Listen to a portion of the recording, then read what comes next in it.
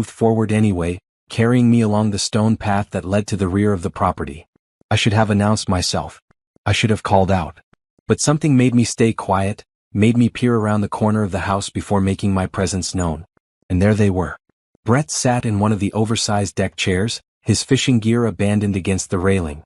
A woman with long blonde hair sat on his lap, her arms draped around his neck. She wore a blue sundress that matched the lake behind them. They were talking softly, intimately, and I watched as Brett tucked a strand of her hair behind her ear with the same gentle gesture he used to do with me. The food containers slipped from my hands, but somehow I caught them before they hit the ground. The sound made me freeze, but they didn't hear it. They were too absorbed in each other. "I wish you'd just tell her," the woman said. Her voice carried across the deck clearly. "I hate sneaking around like this, Brett." My husband sighed, his hands resting comfortably on her waist like they belonged there. "Candace, we've talked about this. Naomi would take everything in the divorce. Her lawyer would destroy me. Just give me more time to figure this out." The world tilted sideways. They were discussing me, planning around me. And this woman, this Candace, knew my name. "You've been saying that for months," Candace continued, playing with the collar of his shirt. "I'm not getting any younger. We've been together for over a year now. Over a year." The words echoed in my skull. 18 months of fishing trips. 18 months of elaborate lies. 18 months of me being the fool who packed his bags and kissed him goodbye. I should have stormed onto that deck. I should have thrown the lobster tails at his head and demanded answers. But watching them together, seeing how natural they looked, how comfortable he was with his hands on her body, I realized something crucial. I needed evidence. I needed documentation. And most importantly, I needed a plan. My phone was in my jacket pocket. Moving as quietly as possible, I took it out and started taking photos. Click. Brett kissing her neck. Click. His hands sliding up her back. Click. Her laughing at something he whispered. I took at least 20 photos from different angles, making sure their faces were clear, making sure the lake house was visible in the background. Then I recorded a video. 3 full minutes of them talking about their relationship, about how long they'd been together, about their future plans. Brett mentioned looking at properties for them in the Bahamas. Candace talked about how she couldn't wait to stop hiding. My hands shook as I held the phone, but I forced myself to stay calm. I needed this. All of it. When I had enough evidence to bury him, I backed away slowly. I made it to my car without them hearing me, loaded the food containers into the back seat, and sat behind the wheel staring at nothing. The drive home took 3 hours, but I don't remember most of it. My mind kept replaying the scene on the deck. The easy way they touched each other. The familiarity between them. The life they were planning without me in it. I thought about all the times I'd defended Brett to my friends who said he worked too much. All the lonely nights I'd spent convincing myself our marriage was strong, that we were just going through a busy phase. All the times I'd looked at our wedding photos and felt grateful to have married someone successful and ambitious. What a complete fool I'd been. By the time I pulled into our driveway in the city, darkness had fallen. Our house, a modern 3-story brownstone in an exclusive neighborhood, looked like something from a magazine. I designed every room myself, choosing furniture and colors that I thought reflected both of us. Now I looked at it and saw nothing but a pretty cage I'd been living in.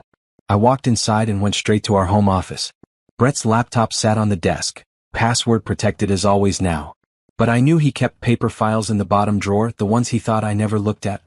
I pulled out folders and started photographing everything. Bank statements, business documents, tax returns, property deeds. Whatever information I could find, I documented. Then I checked our credit card statements going back 2 years. There it was, a pattern I'd been too trusting to notice before. Hotel charges in cities where Brett had supposedly been at business conferences. Jewelry purchases every few months. Restaurant bills for 2 at places I'd never been. Florist charges on random Tuesdays. The evidence of his double life was everywhere.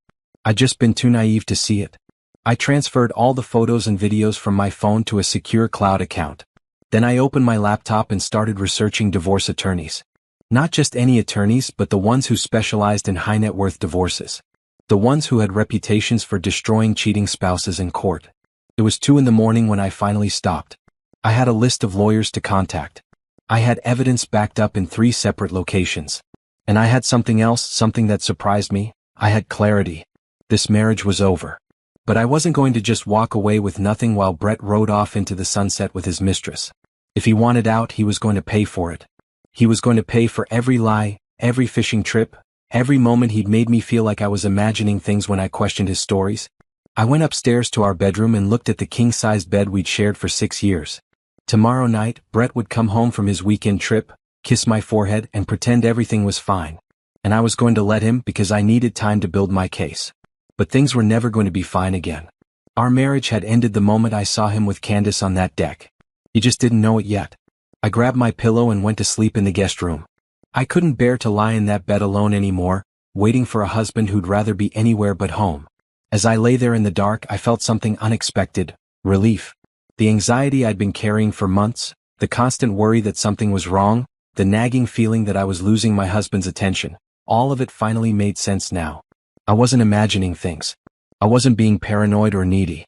I was being betrayed systematically and deliberately by the man who'd promised to love me forever.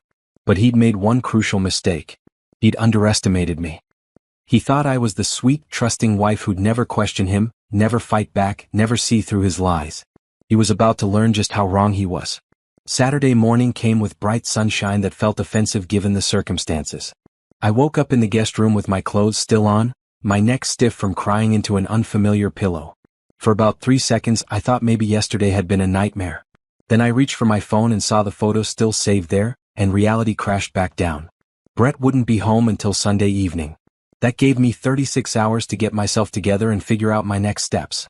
I made coffee and sat at the kitchen island with my laptop. The research I'd done last night seemed surreal in daylight, but I opened the list of divorce attorneys I'd compiled and started making notes. Leonard Hayes kept appearing at the top of every best divorce lawyer's search.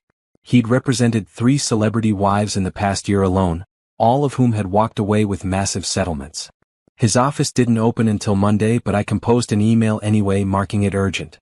I kept it brief: my billionaire husband is having an affair. I have extensive documentation. I need the best representation available for a high-net-worth divorce. Please contact me Monday morning. Before I could second-guess myself, I hit send. Then I turned my attention to our finances. Brett had always handled the money, saying I shouldn't worry about it. He gave me access to one credit card and a checking account with monthly deposits. I'd never questioned it because there was always enough for whatever I needed. Now I realized that enough might have been a tiny fraction of what we actually had. I logged into our primary bank account using Brett's laptop. I'd watched him type the password enough times to memorize it: Fisher 2019, the year he'd bought the lake house. The irony wasn't lost on me that he'd been using the affair location as his password. The account balance made me physically gasp. $843,000 just sitting there. And this was supposedly our household account. I started clicking through statements, my coffee growing cold beside me. Brett moved money constantly. 50,000 here, 100,000 there, always transferring funds between accounts. Some of the account numbers I recognized from documents in his office. Others were completely unfamiliar. Then I found something interesting. Every month, $25,000 moved from our joint account into something labeled Grant Property Holdings LLC. I'd never heard of it. I searched for the LLC online and found it registered in Delaware 2 years ago. The registered agent was a law firm I didn't recognize. No information about what properties it held or what it actually did. $25,000 a month for 2 years. That was $600,000 I knew nothing about. I kept digging. There were quarterly transfers to an account in the Cayman Islands. Annual payments to something called Clearwater Investments. Monthly charges to a property management company in the Bahamas. Brett hadn't just been having an affair. He'd been systematically hiding assets. My phone rang, making me jump. Simone's name flashed on the screen. My best friend always had perfect timing. "Please tell me you're free for brunch," she said without preamble. "I just found out Todd has been using my credit card to buy cryptocurrency without telling me, and I need to vent." Any other day, I would have listened sympathetically to Simone's boyfriend drama. Today, I needed her for something else. "Come over," I said. "Bring bagels. I have a lot to tell you." "That tone," Simone said slowly. "That's your serious tone. What happened?" "Just come over. Please."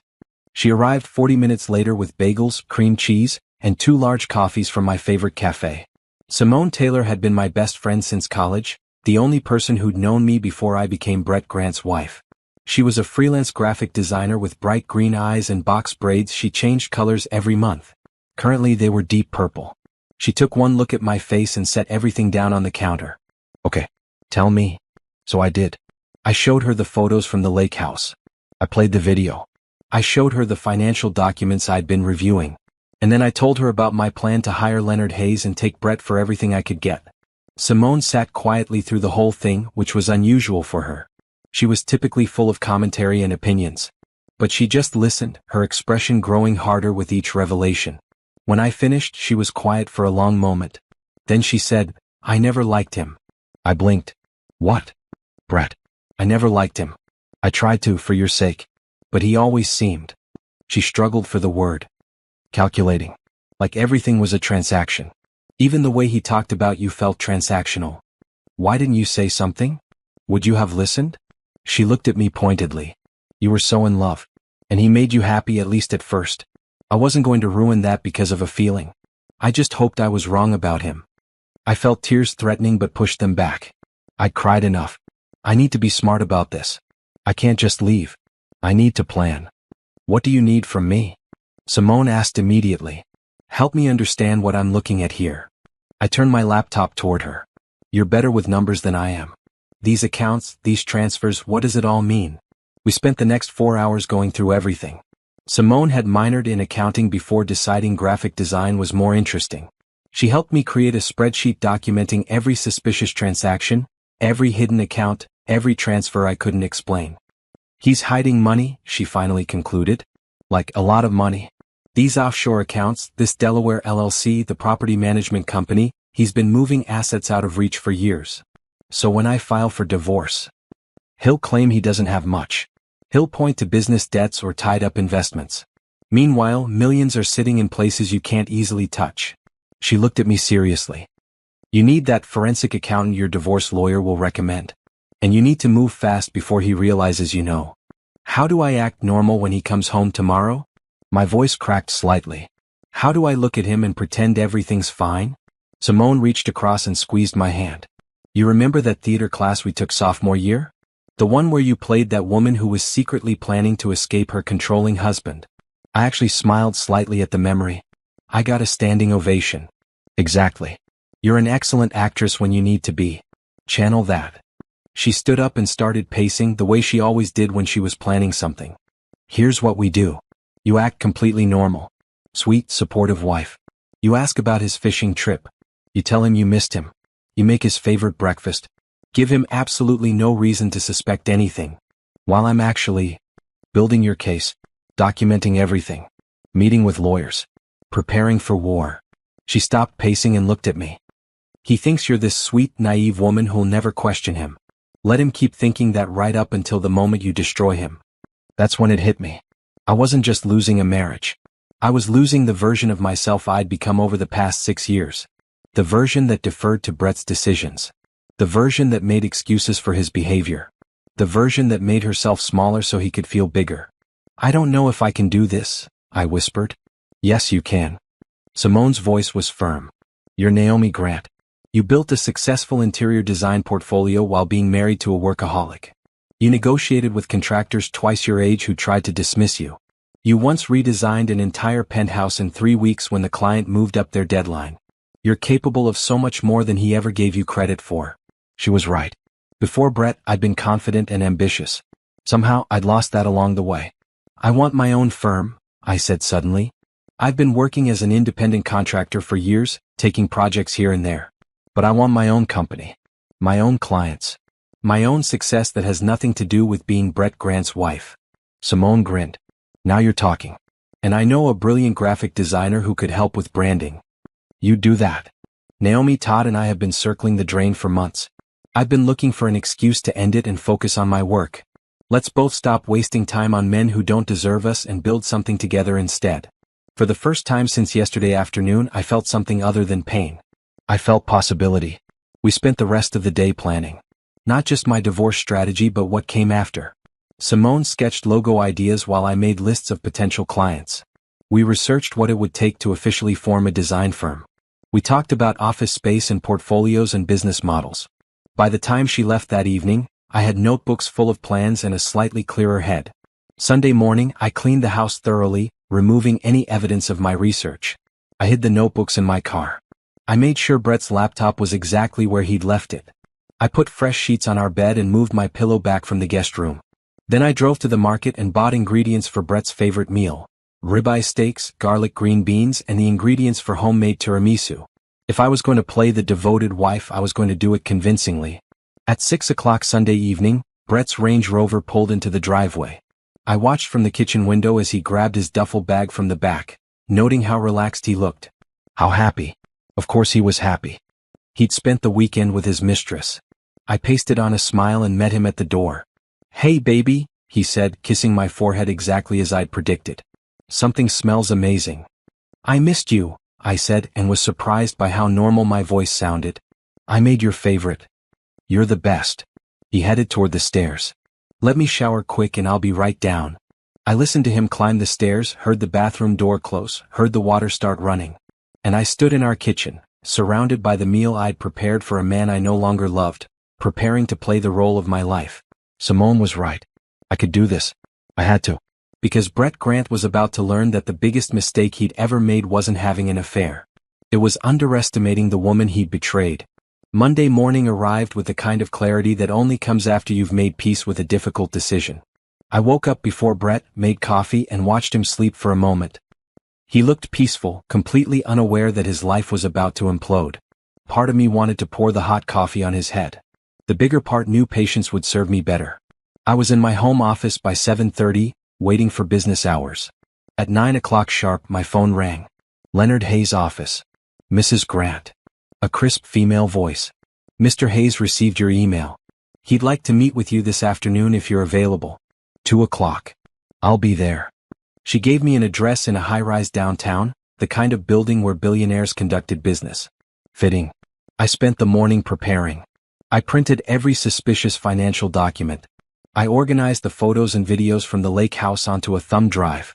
I created a timeline of Brett's fishing trips, cross-referenced with credit card charges and calendar entries. By the time I left for the appointment, I had an accordion folder 3 inches thick. Leonard Hayes' office occupied the entire 42nd floor. Floor-to-ceiling windows overlooked the city, and the furniture was the kind of expensive minimalism that screamed success. The receptionist led me to a conference room where a man in his 50s sat reviewing documents. He had silver hair and sharp eyes that missed nothing. "Mrs. Grant." He stood, shaking my hand firmly. "Please sit. Can I get you anything? Water? Coffee?" "I'm fine, thank you." He gestured to the folder I'd placed on the table. "I'm assuming that's for me?" "Everything I've gathered so far." I opened it, pulling out the organized sections. Photos and video evidence of the affair. Financial documents showing asset transfers and hidden accounts. A timeline of his lies. Credit card statements proving he's been living a double life. Leonard Hayes spent 20 minutes reviewing everything in silence. His expression never changed, but I saw his eyebrows raise slightly when he got to the offshore account transfers. Finally he looked up. "How long have you known?" "Since Friday. I caught them at his lake house." "And your husband has no idea you know?" "None. He thinks I was home all weekend." "Good." He closed the folder. "Here's the situation, Mrs. Grant. Your husband is clearly having an affair, and you have excellent documentation of it. However, this financial situation is more complex than typical divorce cases. He's been systematically hiding assets for at least 2 years, possibly longer. Can we get it back? With the right forensic accountant, yes. Most of it, anyway." He leaned forward. "But I need to be honest with you. This will get ugly. Your husband will fight hard to protect his money. He'll try to paint you as a gold digger. He'll drag this out as long as possible, hoping you'll settle for less. Are you prepared for that?" I thought about Brett's hands on Candace's waist. About 18 months of lies. About the future they were planning while I played the oblivious wife. "I'm prepared," I said firmly. "Good. Because I don't take cases I don't think I can win, and Mrs. Grant, I think we can absolutely destroy him." He smiled, and it was the smile of a shark scenting blood. "Here's what we're going to do." We spent the next 2 hours planning strategy. Leonard explained that we needed to move quickly but quietly. File the paperwork before Brett could hide more assets. Get court orders freezing accounts. Bring in Trevor Brooks, a forensic accountant who'd worked on several high-profile cases. "The key," Leonard explained, "is that your husband can't know you're preparing to file until the moment he's served. Can you maintain the facade at home?" "Yes." "For how long?" "This could take weeks to prepare properly." I thought about Simone's words. About the theater class. About being an actress when necessary. As long as it takes. Leonard nodded approvingly. One more thing. Do you have any family or friends you trust completely? People who could testify to your husband's character or behavior if needed. I thought immediately of Simone. But then another name occurred to me. His mother. Patricia. His mother? She's never approved of how he treats me. I've heard her arguing with him about it, though he always dismisses her concerns. She's traditional, believes in honoring commitments. If she knew about the affair, would she testify for you? I think she would. She values integrity above everything. I paused. But I'd need to tell her carefully. She's in her 70s and has a heart condition. We'll cross that bridge when we come to it. For now, focus on documentation and maintaining normalcy at home. He stood, signaling the end of our meeting. I'll have my team prepare the initial paperwork. Trevor Brooks will contact you this week about the financial investigation. And Mrs. Grant? Don't confront your husband. Don't hint that anything's wrong. If he gets spooked and starts moving money, this becomes exponentially harder. I understand. I left his office feeling like I'd just enlisted in a war. Which I supposed I had. The rest of the week passed in a surreal blur. Brett came home every evening around 8, ate dinner, and retreated to his office for more work. I played the perfect wife, asking about his day, making meals, acting interested in his boring stories about tech investments and board meetings. Wednesday afternoon, Trevor Brooks called. He was younger than I expected, maybe 40, with an energetic voice that reminded me of a college professor. Mrs. Grant, Leonard sent over your documentation. This is excellent work, by the way. Most clients don't gather half this much information. Papers rustled in the background. I need access to all financial accounts, both joint and individual. Any account your husband has that you know about, I need the information. I can get you everything he keeps at home. But some of these accounts, I only know they exist because of statements I found. I don't have login information. That's fine. We can subpoena the records once we file. But anything you can give me now helps build the picture faster. He paused. I'm going to be honest with you. What your husband has done here, moving this much money offshore, using shell corporations, this goes beyond typical divorce asset protection. This looks like he's been planning something for a while. My stomach clenched. Planning what? Either planning to leave you or planning for something else. I can't say for sure yet. But men don't usually go to this much trouble to hide money unless they're preparing for a major life change. He cleared his throat. Have you noticed any other unusual behavior? Large purchases? New insurance policies? Changes to beneficiaries? I thought back over the past 2 years. He updated his will about a year ago. Said it was just routine stuff for the business. I need a copy of that will. It's in his office safe at home. Can you get it without him knowing? I looked at the clock. Brett wouldn't be home for another 4 hours. I can try. After we hung up, I went to Brett's home office and stared at the safe built into the wall behind a painting. I'd watched him open it dozens of times but never paid close attention to the combination. I tried his birthday. Nothing. The lake house purchase date. Nothing. Our wedding anniversary. The safe clicked open. My hands shook as I pulled out the contents. His passport. Stock certificates. Property deeds. And there, a folder labeled, Estate Planning Documents. I photographed every page, making sure the images were clear. Then I found something else, a second phone. An iPhone with a cracked screen hidden at the back of the safe. Brett's main phone was an iPhone with a distinctive blue case. This one was completely different. I pressed the power button but it was dead. I grabbed the charger from his desk and plugged it in, waiting while it came to life. No password. The phone opened directly to the home screen. Messages. Dozens of conversations. I scrolled through names I didn't recognize, messages that made my skin crawl. Candace was there, of course. But so were others. A woman named Rachel. Someone saved as Miami Girl. Another as Phoenix. He hadn't just been having one affair. He'd been having multiple affairs. I photographed everything, my hands steadier now with rage. Each conversation. Each photo he'd received. Each text about meeting up, about secrets, about how he couldn't wait to see them. The estate planning documents showed something else troubling. Brett had changed his beneficiaries 6 months ago. I wasn't listed anywhere. Everything went to Grant Family Trust, which I'd never heard of before. I sent all the photos to my secure cloud account, then carefully returned everything to the safe exactly as I'd found it. The burner phone went back on its charger, hidden in my office closet where I could keep monitoring it. By the time Brett came home that evening, I'd sent Trevor everything I'd found and was sitting at the kitchen counter looking at paint samples for a fictional client project. "Hey," Brett said, loosening his tie. "What's for dinner?" "I thought we'd order in. Chinese?" "Perfect." He headed upstairs without kissing me, without really looking at me. I watched him go and felt absolutely nothing. The man I'd married, the man I'd thought I loved, didn't exist. He'd never existed. This stranger who kept burner phones and changed his will to cut me out was the real Brett Grant. Friday afternoon, my phone rang. Patricia Grant's name appeared on the screen. "Naomi dear," Brett's mother said in her refined voice. "I was hoping you and I could have lunch next week. Just the two of us." "I'd love that, Patricia." "Wonderful. How's Tuesday?" "I know a lovely cafe in the art district." We made plans, and I wondered if she somehow sensed something was wrong. Patricia had always been kind to me, warmer than my own mother in many ways. She'd welcomed me into the Grant family without reservation. She deserved to know the truth. Tuesday came and I met Patricia at the cafe she'd suggested. It was elegant but understated, filled with artwork from local galleries. Patricia arrived in a green dress and pearls, her white hair styled perfectly as always. We ordered salads and made small talk about her garden club and my design projects. Then Patricia set down her fork and looked at me seriously. "Naomi, I'm going to be direct because I'm too old for games. Is my son making you happy?" The question caught me off guard. Why do you ask?" "Because I know my son. I love him, but I'm not blind to his faults. He's ambitious to a fault like his father was. And ambition has a way of making men selfish." She reached across and squeezed my hand. "I've watched you dim yourself over the years. That bright, confident woman who first came to our home has become someone quieter, smaller.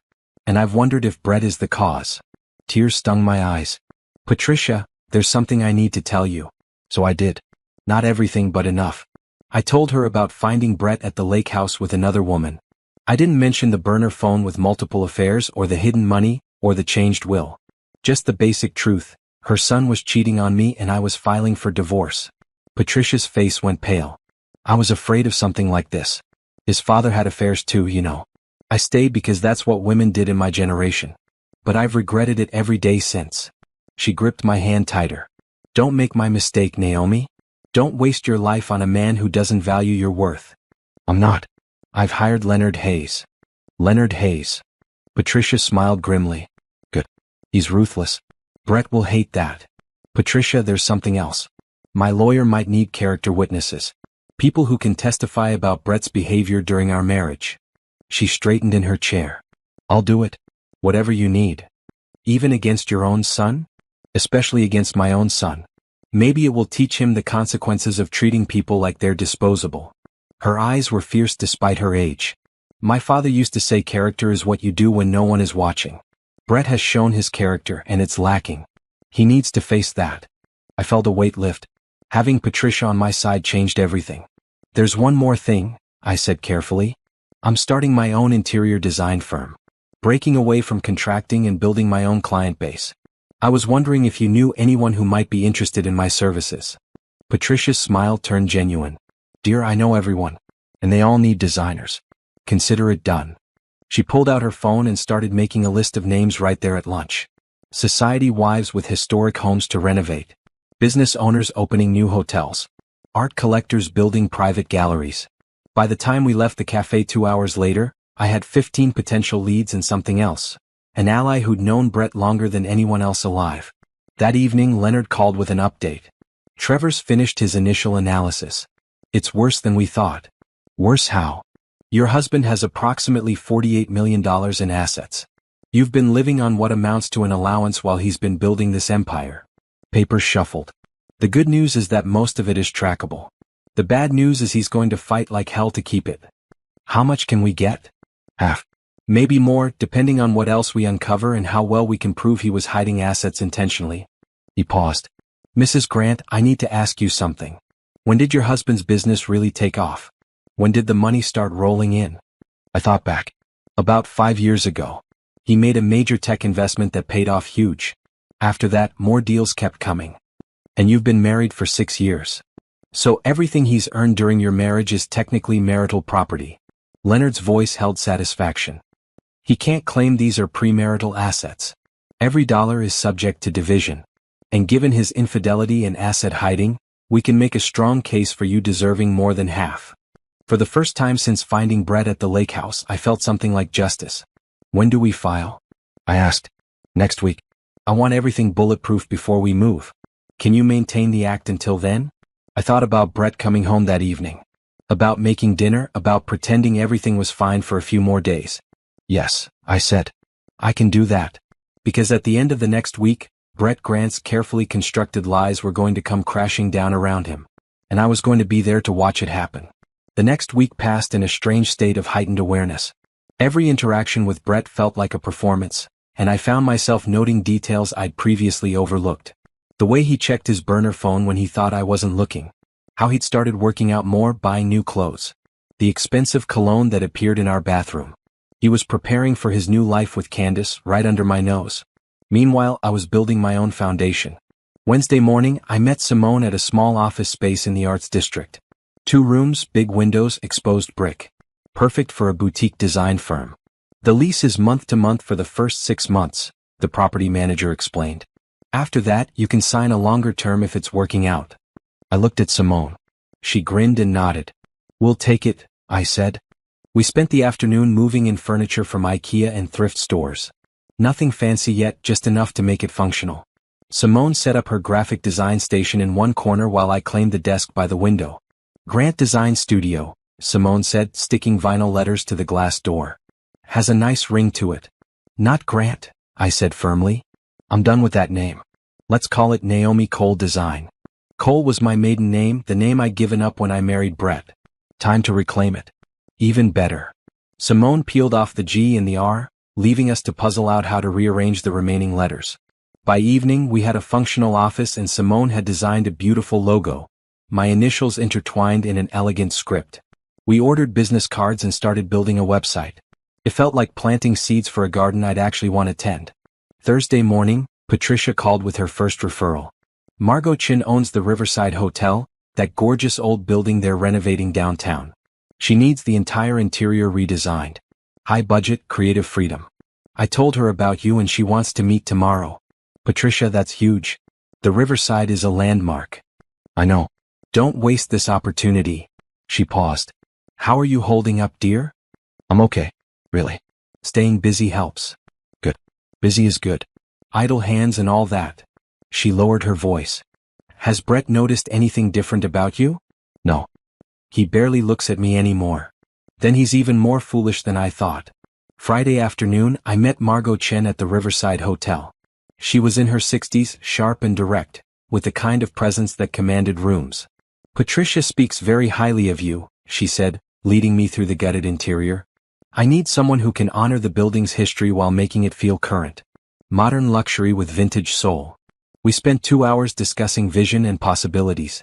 By the time I left, I had the contract, a $50,000 deposit, and validation that I could succeed on my own merit. I was sitting in my car, still processing the win when Leonard called. We're filing Monday morning, he said without preamble. Brett will be served at his office around 11.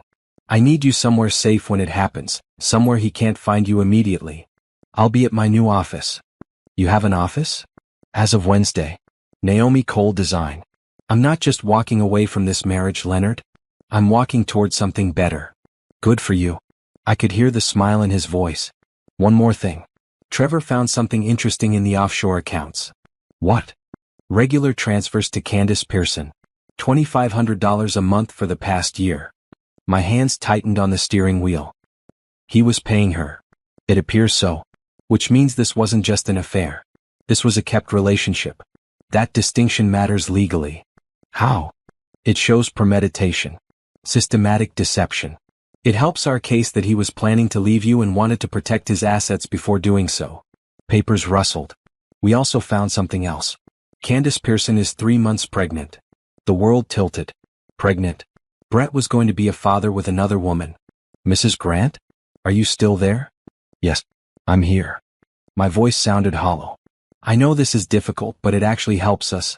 A pregnant mistress, financial support, hidden assets? The judge is going to see a clear pattern of betrayal and planning. After we hung up, I sat in the hotel parking lot and cried. Not for Brett, not for our marriage, but for the future I'd imagined. I'd wanted children someday. We talked about it vaguely, and Brett always said later when the business is more stable. Now I knew the truth. He didn't want children with me. He just wanted them with someone else. I drove to Simone's apartment instead of going home. She took one look at my face and pulled me inside. What happened? She's pregnant. Candace. Brett's going to be a father. Simone's expression went from sympathetic to furious in seconds. That absolute piece of trash. Are you okay? I don't know. I sank onto her couch. Part of me is relieved because it means I never have to wonder what if. But part of me is just sad. We were supposed to have that together someday. You can still have kids. Just not with him. And honestly, thank God for that, because can you imagine co-parenting with someone who keeps burner phones and offshore accounts? She was right, of course. But it still hurt. We ordered pizza and Simone let me vent for 2 hours. She didn't try to fix anything, just listened and occasionally threw in colorful descriptions of what Brett deserved. Monday changes everything, I said eventually. After he's served, there's no going back. Are you having second thoughts? No. Just, it's real now. This is really happening. Good. It should happen. He deserves every bad thing coming to him. She grabbed my hand. And you deserve everything good that's coming to you. The Riverside Project, your own firm, freedom from a lying cheater. This is your liberation, Naomi. Don't let sadness about what could have been stop you from celebrating what will be. Saturday and Sunday passed in a fog. Brett spent most of the weekend playing golf with business associates. I used the time to pack a bag of essentials and move it to my new office. Clothes, toiletries, important documents. Everything I'd need if I couldn't go home right away. Sunday evening, Brett came home sunburned and in a good mood. He'd shot under par for the first time, apparently. He talked through dinner about his game while I pushed food around my plate. You're quiet tonight, he observed. Everything okay? Just tired. I landed a big project this week. That's great, babe. He didn't ask any follow-up questions. Didn't ask what project or how I felt about it. Just went back to talking about golf. I realized that this was what our marriage had become. Him talking, me listening, both of us pretending it was enough. I might need to travel next month, Brett said casually as we cleared dishes. There's a tech conference in Miami. Miami, where Miami girl from his burner phone lived. Sounds good, I said evenly. Let me know the dates. He wouldn't be going to Miami. By next month, he'd be dealing with divorce proceedings and forensic accountants and the implosion of his carefully constructed double life. Monday morning arrived with perfect weather, as if the universe had a sense of irony. Brett left for work at 7:30 like always. I waited until 8, then drove to my office instead of to the gym where I usually spent Monday mornings. Simone met me there with coffee and bagels. You ready? She asked. No. But I'm doing it anyway. At exactly 9 o'clock, Leonard called. The paperwork's filed. Process server is on his way to Brett's office now. Should happen within the hour. Okay. Stay where you are. Don't answer calls from Brett. Let him stew for a while. We'll schedule a meeting for later this week to discuss next steps. Thank you, Leonard. Don't thank me yet. This is where it gets ugly. He hung up. I stared at my phone, imagining Brett in his corner office with city views. Imagining the moment someone would walk in and hand him papers that would change everything. Coffee, Simone said firmly, pressing a cup into my hands. And then we're working on the Riverside Project. You need to stay busy. She was right. We spent the next 2 hours reviewing fabric samples and architectural plans for the hotel. At 11:17 my phone started ringing. Brett's name flashed on the screen. Don't answer, Simone said. The call went to voicemail. Immediately he called again. And again. And again.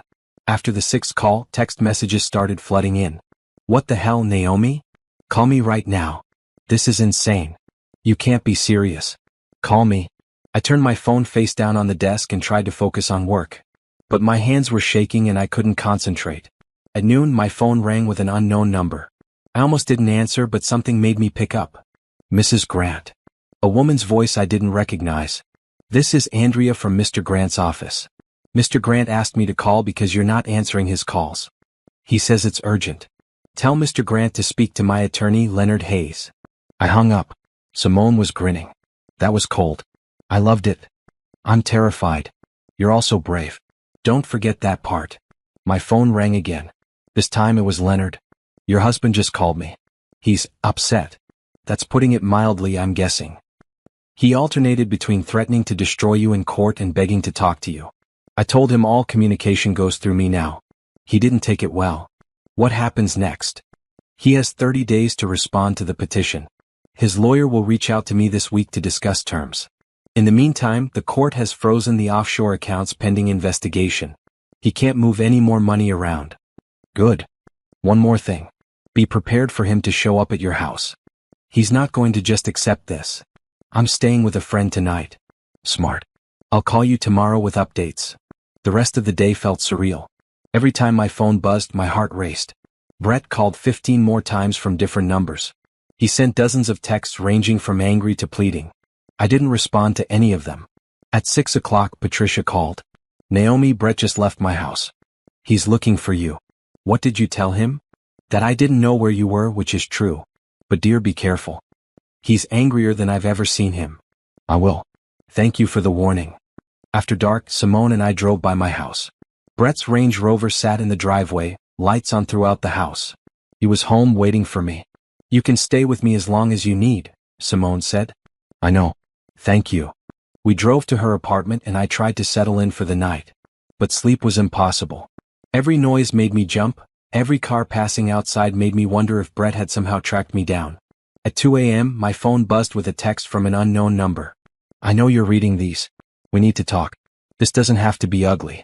I made mistakes, but we can work through this. Please, Naomi. Call me. I almost felt sorry for him. Almost. Then I remembered the lake house, the burner phone, Candace's pregnancy, the $48 million he'd hidden. I deleted the text and turned off my phone. Tomorrow I'd start building my new life in earnest. But tonight I just needed to survive the first day of freedom. The next few weeks were a chess game where every move mattered. Brett tried everything to make me talk to him. He showed up at my office twice. Security escorted him out both times. He sent flowers with apologetic cards. I donated them to a nursing home. He even tried to use Patricia as a mediator, not knowing she was on my side.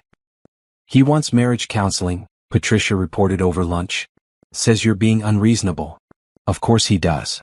I told him that ships sailed when he started sleeping with other women. She sipped her tea delicately. He didn't like that. Meanwhile, Trevor Brooks was uncovering more damning evidence. The Grant Property Holdings LLC owned 3 condos, one in Miami, one in Phoenix, one in the Bahamas. All 3 cities where Brett had business trips regularly. All 3 cities where women from his burner phone lived. He's been maintaining separate residences for his affairs, Trevor explained during a conference call with Leonard. The monthly payments you found? Those are rent and utilities. Can we prove he used marital funds for this? Leonard asked. Absolutely. Every payment traces back to accounts funded by his business income during the marriage. It's textbook dissipation of marital assets. I sat in my office listening to them dissect Brett's lies and felt nothing but cold satisfaction. Every revelation made our case stronger. But I wanted more than a good court case. I wanted consequences beyond financial penalties. I wanted the world to see who Brett Grant really was. That's when I started making strategic calls. First, I contacted 3 business associates' wives I'd become friendly with over the years. Women who'd invited me to charity events and garden parties. Women whose husbands were Brett's partners in various deals. Helen, I need to tell you something about Brett, I said to the first one. I'm filing for divorce because he's been having affairs. Multiple affairs. And I'm worried some of the business ventures he's involved in might not be completely legitimate. Helen Richmond was a retired prosecutor with sharp instincts. Tell me everything. I did. About the offshore accounts, the shell corporations, the hidden assets. Not everything Trevor had found, but enough to plant seeds of concern. My husband has money invested in Brett's new tech fund, Helen said slowly. If there are irregularities. I'm not saying there definitely are. I'm just saying you might want your husband to look closely at the paperwork. After we hung up, I made similar calls to 2 other wives. Within a week, Brett's business partners were asking questions. Requesting audits. Pulling out of deals. His carefully built reputation started cracking. Then I did something that probably crossed a line, but I couldn't bring myself to care. I created an anonymous email account and sent a simple message to Candace's work address. Ask Brett about Miami Girl. And Phoenix. And the burner phone in his office safe. 3 days later, Leonard called with an update. Your husband's mistress just filed a paternity suit demanding child support and a financial settlement. She claims he promised to marry her and set her up in a house, then reneged on the deal. She found out about the others. However she found out, it's helping us. She's subpoenaing his financial records for her case, which gives us more ammunition for ours. He paused. Did you have anything to do with her finding out? Would it matter if I did? Legally, no.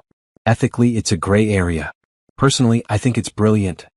Candace's lawsuit was public record. Within days, the story spread through Brett's social circles. The billionaire investor with a pregnant mistress and a divorce in progress made for juicy gossip. His business started hemorrhaging clients. 2 partnerships dissolved entirely. The tech fund he was raising money for stalled as investors backed out. I watched it all unfold from my office where business was booming. Patricia's referrals kept coming. The Riverside Hotel project was progressing beautifully. I'd hired 2 junior designers to help with overflow work. Naomi Cole Design was becoming a real company. One evening about 6 weeks after serving Brett, I was working late at the office when my phone rang. Brett's number. I almost didn't answer, but curiosity won. What do you want? Naomi. His voice was rough, defeated. Please. Can we just talk? We have nothing to talk about. Yes, we do. I need to explain. Explain what? The affairs? The hidden money? Which part needs explanation, Brett? I made mistakes, but you're destroying my life. My business is falling apart. My partners are suing me. Candace is taking me to court. This is too much. Too much. I laughed and it sounded harsh even to me. You spent 18 months lying to my face. You hid millions of dollars. You got another woman pregnant. But I'm the one going too far. I never meant for any of this to happen. You absolutely meant for it to happen. You just didn't mean to get caught. I took a breath. We're done, Brett. Sign the settlement papers Leonard sent you and let's end this. Those terms are ridiculous. You want half of everything. I'm entitled to half. We were married for 6 years. That's how community property works. You didn't earn any of that money. And there it was. His true feelings finally out in the open. You're right, I said calmly. I didn't close deals or invest in tech startups. I just managed your household, hosted your business dinners, made sure you had clean clothes and hot meals. I networked with clients' wives, built relationships that helped you land contracts. I designed our home to impress the partners you wanted to woo. I gave up my own career ambitions to support yours. But you're right, Brett. I didn't earn anything. Silence on the other end. Sign the papers, I said. Or I'll see you in court, where I'll make sure every ugly detail becomes public record. I hung up before he could respond. The next morning, Trevor called with more news. We found the Grant family trust documents. The one where he changed his beneficiaries. And? The trust was established 2 years ago with Candace listed as a secondary beneficiary. If something happened to Brett, she would have inherited millions. He was planning this for 2 years? It appears so. But here's the interesting part. About 6 months ago, he tried to add another beneficiary. Someone named Rachel Monroe. Miami girl. He'd been planning to leave Candace for someone else. These men, Trevor said wearily. They think they're so smart but they always leave trails. By noon, Leonard had filed motions to invalidate the trust and restore me as the primary beneficiary on Brett's life insurance and retirement accounts. The court granted them immediately. Brett was losing on every front. That weekend, I was at the office finalizing designs for the Riverside Hotel when someone knocked on the door. I looked up to see a woman I didn't recognize. Blonde, probably late 20s, casually dressed. Candace. I stood slowly. You need to leave. Please. Just give me 5 minutes. She looked tired, her face puffy in the way of early pregnancy. I didn't know about you at first. I swear. I don't care. He told me he was divorced. That you'd split up amicably and were just waiting for paperwork to finalize. I believed him for almost a year before I got suspicious. Despite myself, I was curious. What made you suspicious? He wouldn't let me call him at home. Wouldn't spend holidays with me. Always had excuses for why I couldn't meet his family. She wrapped her arms around herself. Then I got pregnant and he started acting strange. Distant. That's when I hired a private investigator and learned the truth. What do you want from me, Candace? I just wanted to say I'm sorry. I know that's not enough, but I am. If I'd known he was married, I never would have. She trailed off. And I wanted you to know I'm not trying to get anything from you in this divorce. My lawsuit is against him, not you. That's big of you, considering you slept with my husband for 18 months. You're right. I'm sorry. She turned to leave, then stopped. For what it's worth, he's not who you think he is. The things I've learned about him since all this started, he's worse than either of us knew. After she left, I sat at my desk for a long time. Part of me hated her for her role in this, but a bigger part recognized that we'd both been lied to by the same man. 2 days later, Leonard called with news that made all the maneuvering worthwhile. Brett's agreed to settle. He'll sign the papers this week. What changed? His business is tanking and he can't afford a protracted court battle. Plus, Candace's paternity suit is draining his resources. He's desperate to end at least one of his legal problems. What's the final settlement? $24 million in assets and property. Ongoing alimony of $50,000 a month for 5 years. You keep the brownstone, the lake house, and 3 investment properties. He keeps his business and retirement accounts, though those are depleted from legal fees and settlements. $24 million. It was more money than I'd ever imagined having. That's half of what Trevor found. The other half got eaten by debt, legal fees, and hiding it so poorly that investigators found it. This is what's actually liquidatable right now. It's a solid win. When do I sign? Friday. Judge will finalize everything at a hearing. You don't have to face Brett if you don't want to. I want to be there. You sure? I want to watch him sign away his lies. Friday morning, I dressed in a green suit that made me feel powerful. Simone came with me to the courthouse, sitting in the gallery while I sat at a table with Leonard. Brett arrived with his lawyer looking like he'd aged 10 years. His expensive suit couldn't hide the weight loss or the dark circles under his eyes. The proceedings were brief. The judge reviewed the settlement terms, confirmed we both understood them, and asked if we agreed. Yes, Your Honor, I said clearly. Brett hesitated just long enough to be noticeable. Yes, Your Honor. We signed the papers.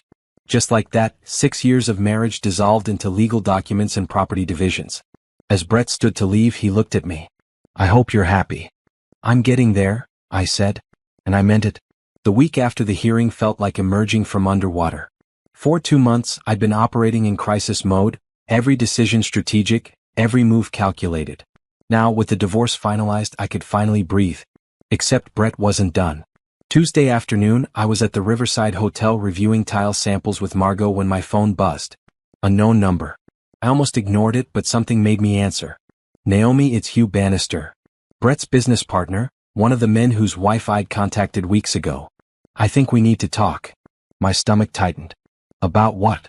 About Brett and some irregularities in the tech fund we'd been developing together. Can you meet me today? 2 hours later, I sat in a quiet coffee shop across from Hugh and his lawyer. Hugh looked uncomfortable, pushing his glasses up nervously as his lawyer laid out papers between us. We've been conducting an audit of the venture fund, the lawyer explained. Your ex-husband was using investor money inappropriately. Taking personal draws, funding unrelated projects, moving money between accounts in ways that violate our partnership agreement. I thought of Trevor's findings about offshore accounts and shell corporations. How much money are we talking about? Approximately $12 million over 2 years. I kept my face neutral, but internally I was reeling. Why are you telling me this? Hugh spoke up. Because some of that money went into accounts we think you might have information about. The Grant Property Holdings LLC 41. If you can help us recover the funds, we'll leave you out of the investigation entirely. But if you don't cooperate, are you threatening me? We're offering you a way to stay clear of a very messy situation, the lawyer said smoothly. Brett's going down for fraud. The question is whether you go down with him. I stood up. I have no information about Brett's business dealings. I only learned about the LLC during my own divorce investigation, and my attorney has already provided everything I knew to the forensic accountant. If you want to pursue Brett, that's your business. But I won't be your witness or your scapegoat. Mrs. Grant. It's Miss Cole now. And we're done here. I walked out, hands shaking. This was worse than I'd thought. Criminal fraud was something else entirely. I called Leonard immediately. Brett's partners are investigating him for fraud. They just tried to pressure me into cooperating. Don't talk to them again without me present. Forward me the lawyer's contact information and I'll handle it. He paused. Naomi, this changes things. If criminal charges get filed, that's not my problem. I'm divorced from him now. But if they find evidence you benefited from the fraud, I didn't know about it and they can't prove I did. My entire divorce case was built on the fact that he hid his financial dealings from me. Good point. Still, we need to be careful. That evening, I met Patricia for dinner. She'd heard about the investigation from her own circles. I never thought Brett would go this far, she said, looking older than usual. Adultery is one thing, but stealing from investors? That's criminal. Did you know anything about his business practices? No. His father taught him to keep work and family separate. I only knew what Brett chose to tell me, which wasn't much. She reached across the table. Naomi, I'm so sorry you got dragged into this. I'm not dragged into anything. I got out. Yes, you did. Thank God. She smiled slightly. And you're thriving. I've heard wonderful things about your hotel project. We spent the rest of dinner discussing design choices for the riverside, deliberately avoiding the topic of Brett. But as we parted ways, Patricia grabbed my hand. Whatever happens to my son, he brought it on himself. Don't feel guilty about any of it. I don't, I said honestly. Is that cold? It's self-preservation. There's nothing cold about that. The rest of the week passed with mounting tension. Hugh's investigation became public knowledge. News articles appeared about billionaire investor under scrutiny for fraud. Brett's remaining business collapsed. His tech fund dissolved entirely as investors pulled out and filed lawsuits. Friday morning, I was at my office when Simone rushed in looking alarmed. Brett's outside. He's demanding to talk to you. My heart raced, but I kept my voice steady. Call security. Already did. But Naomi, he looks bad. Like really bad. Against my better judgment, I went to the window and looked down. Brett stood on the sidewalk, his suit rumpled, his hair uncombed. He looked up at my office window, and even from this distance, I could see the desperation in his face. Security arrived and spoke to him. He gestured wildly, clearly arguing. After a few minutes, they escorted him away from the building. My phone rang immediately. Brett's number. I answered. Stop coming to my office. Naomi, please. I need help. No. They're going to arrest me. The fraud investigation, it's getting worse. I need character witnesses. I need people to testify that I'm not a bad person. You want me to lie for you. I want you to tell the truth. We were married for 6 years. You know me. I didn't know you at all, apparently. The man I thought I married wouldn't have done any of this. I made mistakes. You committed crimes, Brett. You stole from investors. You lied to everyone. Those aren't mistakes, they're choices. If I go to prison, you'll never see another dollar of the settlement. Is that a threat?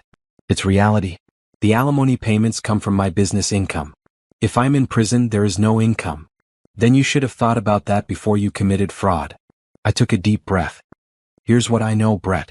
You spent our entire marriage lying to me, cheating on me, stealing from people who trusted you.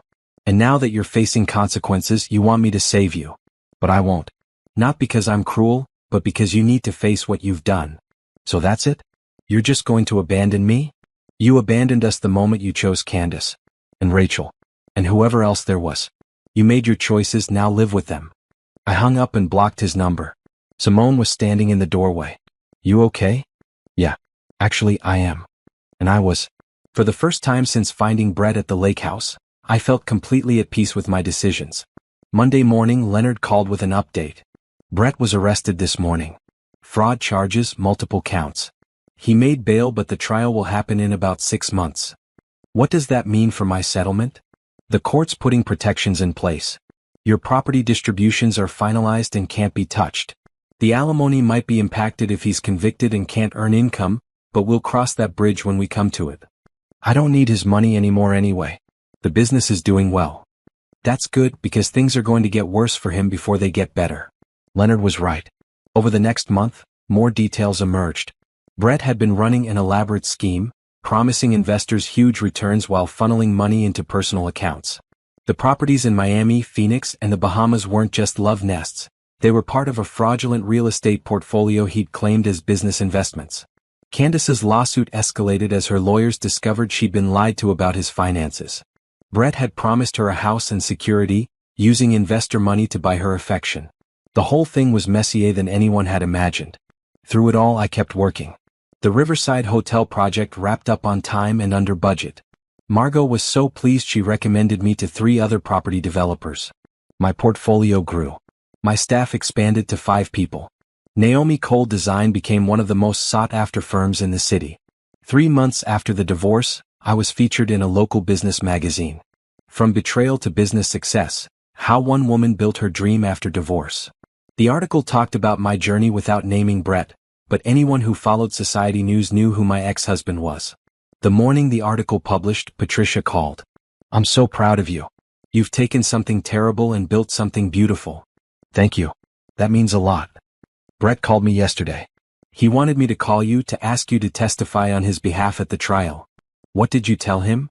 That he's fortunate I'm still taking his calls at all, and that if he wants character witnesses, he should try being a person of character. She paused. I won't be testifying for him either. I love my son, but I can't lie about who he is. I'm sorry you're going through this. Don't be. I raised him to be better than this. Whatever happens now is his own doing. Brett's trial date was set for early December. As it approached, his lawyers contacted Leonard multiple times asking if I'd testify. Each time Leonard told them no. They're desperate, he explained during one of our calls. The prosecution has a solid case and Brett has no defense. They're hoping sympathy from an ex-wife might sway the jury. They won't get it from me. Good. Stay far away from this. You've moved on. Let him face this alone. The week before the trial, I ran into Candace at a grocery store. She was obviously pregnant now, her belly prominent under a loose dress. We made eye contact across the produce section. For a moment, neither of us moved. Then she walked over. Hi, she said awkwardly. Hi. I'm not testifying either. In case you were wondering. My lawyer advised against it. Good. She touched her stomach unconsciously. I'm having a girl. Brett doesn't know. He hasn't tried to contact me since the arrest. I didn't know what to say. This woman was carrying my ex-husband's child, but she was also another victim of his lies. I hope things work out for you, I said finally. Thanks. You too. She hesitated. Your business, I've seen the articles. You're doing really well. I am. Good. At least one of us got something positive out of this mess. We parted ways and I realized I didn't hate her anymore. She was just another person trying to rebuild after Brett's destruction. The trial lasted 3 weeks. I didn't attend, but news coverage was constant. Former investors testified about their losses. Business partners detailed Brett's lies. Forensic accountants walked the jury through complex financial schemes. Brett's defense was weak, claiming misunderstandings and poor record-keeping rather than intentional fraud. No one believed him. The jury deliberated for 2 days. When the verdict came back, Leonard called immediately. Guilty on all counts. Sentencing in 6 weeks. How long? Could be anywhere from 5 to 15 years depending on the judge. I sat in my office looking out at the city skyline and felt nothing. No satisfaction, no sadness, just acceptance. This was how it ended. Not with reconciliation or forgiveness, but with consequences. Brett had built his empire on lies. Now that empire had crumbled, and he was facing the reality of his choices. And I was free. The 6 weeks between Brett's conviction and sentencing felt like watching dominoes fall in slow motion. Each day brought new revelations about the extent of his fraud, and with each revelation more of his former life crumbled away. His luxury condo in the downtown high-rise, the one he'd kept separate from our brownstone, was seized to pay restitution to investors. The lake house, the one where I'd discovered his affair, went on the market as part of his bankruptcy proceedings. Even his car collection was auctioned off. I watched it all from the safety of my new life, feeling like I was observing a stranger's downfall rather than my ex-husband's. Meanwhile, Naomi Cole Design was thriving beyond anything I'd imagined. The Riverside Hotel opened to rave reviews, with particular praise for the interior design. That single project led to contracts for 3 more historic building renovations, a private art gallery and a boutique apartment complex. I hired 3 more designers and moved to a larger office space with actual conference rooms and a proper reception area. Simone's graphic design business was booming too, partly from our collaboration and partly from her own growing reputation. We should celebrate, she said one afternoon as we reviewed the quarter's financials. 6 months ago we were working out of a tiny office with borrowed furniture. Now look at us. Let's wait until after Brett's sentencing, I said. I don't want to jinx anything. But truthfully, I was already celebrating in small ways. I'd bought myself a new car, a sleek hybrid I'd wanted for years but Brett said was impractical. I'd started taking art classes on weekends, something I'd always wanted to do but never had time for. I'd even gone on a few dates, though nothing serious yet. The woman I'd been, the one who made herself smaller to fit Brett's expectations, was disappearing. In her place was someone stronger, more confident, more myself than I'd been in years. 2 weeks before sentencing, Patricia called with surprising news.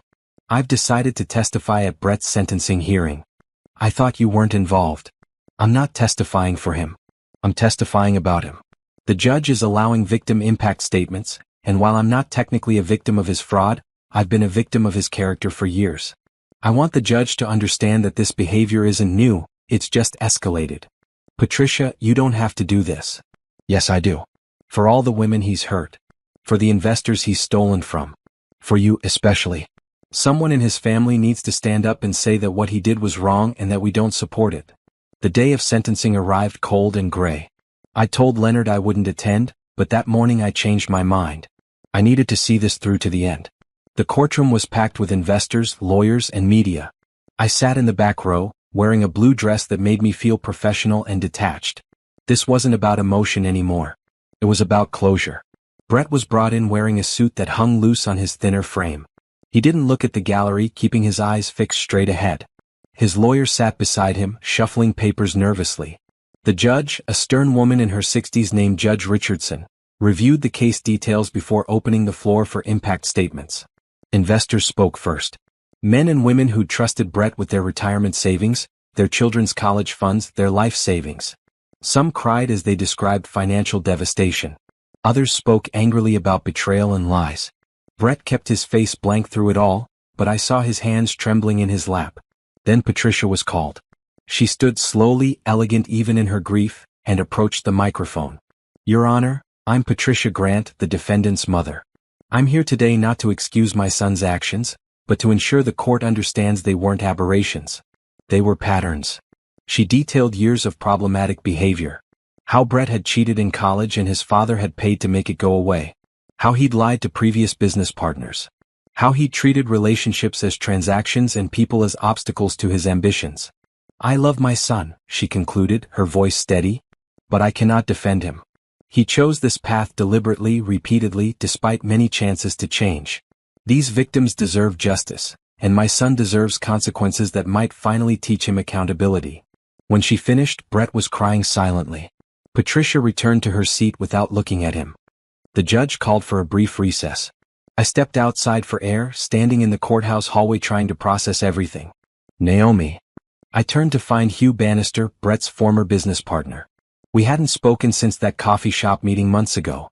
I owe you an apology, he said, for trying to pressure you. You were a victim of Brett's lies too, and I didn't see that clearly at the time. Thank you. For what it's worth, the money we recovered from the LLC accounts is being distributed to investors. You helped make that happen by being willing to share what you knew. I nodded, not trusting myself to speak. When court resumed, the prosecution recommended a sentence of 12 years. Brett's lawyer argued for leniency, citing his age, his lack of prior convictions, his potential for rehabilitation. Judge Richardson listened to both sides, then delivered her ruling. Mr. Grant, you had every advantage. Education, resources, opportunities. You chose to use those advantages to prey on people who trusted you. You showed no remorse until facing consequences, and even now I question whether you understand the harm you've caused. She sentenced him to 10 years in federal prison with possibility of parole after 7 years. Additionally, she ordered full restitution to all victims, which would likely take decades to complete even after his release. Brett stood frozen as the sentence was read. Then guards escorted him from the courtroom, and just like that, it was over. I walked out into the cold afternoon feeling lighter than I had in months. Leonard met me on the courthouse steps. How do you feel? He asked. Like I can finally move forward. Good. You deserve that. He handed me a folder. Final paperwork. Everything's settled now. The brownstone is yours free and clear, the investment properties are transferred, and the alimony will be paid from a trust set up specifically for that purpose before his assets were seized. So I actually get the full settlement? Every penny. The court made sure of it.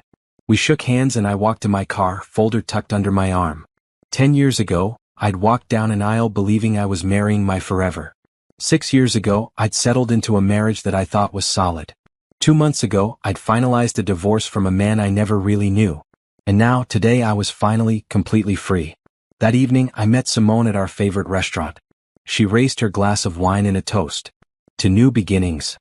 To new beginnings, I echoed. We spent dinner laughing and planning future projects. The sentencing had been all over the news, and we both knew my name was mentioned in relation to Brett's case. But for the first time that didn't bother me. I wasn't defined by my marriage anymore or by my divorce. I was defined by what I'd built after both.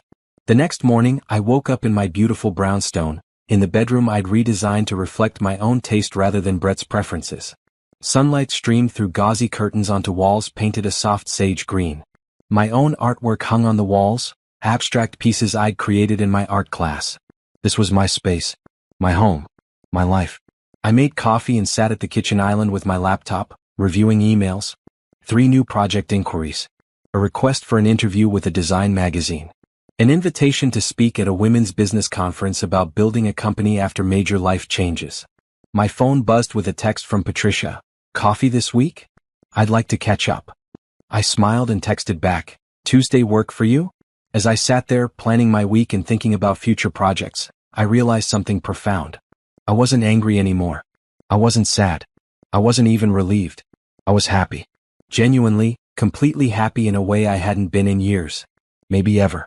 Brett's betrayal had destroyed my marriage, but it had also freed me to become someone better. Someone stronger. Someone who didn't need a husband's success to validate her worth. I thought about the scared woman who'd driven 3 hours to surprise her husband at a lake house, carrying lobster tails and hope. That woman felt like someone from another lifetime. The woman I was now wouldn't have made that drive. She would have already known her worth, already been building her own dreams, already been too busy creating her own success to worry about surprising a man who didn't appreciate her. But maybe I'd needed to be that woman first to become this one. My phone buzzed again. A text from an unknown number. Ms. Cole, this is regarding the penthouse renovation you submitted a proposal for last month. We'd love to discuss moving forward. Are you available this week? I looked at the message and grinned. Another opportunity. Another project. Another step forward. Thursday afternoon works perfectly, I typed back. Looking forward to it. As I closed my laptop and headed to the shower to start my day, I caught my reflection in the hallway mirror. I looked different than I had 6 months ago. Not just physically, though I'd been working out more and taking better care of myself. But something deeper had changed. I looked confident. Capable. Content. I looked like a woman who knew exactly who she was and what she wanted. And for the first time in my adult life, that was true. Brett's sentencing had been the final chapter in a story I was ready to close. But it was also the beginning of something new. My story. The one I got to write myself without anyone else's input or interference. And it was going to be spectacular. 7 months after Brett's sentencing, life had settled into a rhythm that felt right. Naomi Cole Design was no longer just surviving, it was thriving. We'd expanded to a team of 8, moved into a converted warehouse space with soaring ceilings and natural light, and built a client list that included some of the most prestigious names in the city. The money from the divorce settlement sat mostly untouched in investment accounts. I didn't need it. My business generated enough income to support my lifestyle and then some. That realization was its own kind of victory. One Tuesday morning, I was reviewing blueprints for a downtown loft conversion when my assistant knocked on my office door. Naomi, there's a reporter here from Metropolitan Design magazine. She says she has an appointment. I'd forgotten about the interview I'd scheduled 3 weeks ago. Give me 5 minutes, then send her in. The reporter, Zoe Chin, was younger than I expected, maybe mid-20s, with bright eyes and an enthusiasm that reminded me of my younger self. Thank you for agreeing to this, she said, pulling out a recorder. Our readers are fascinated by your story.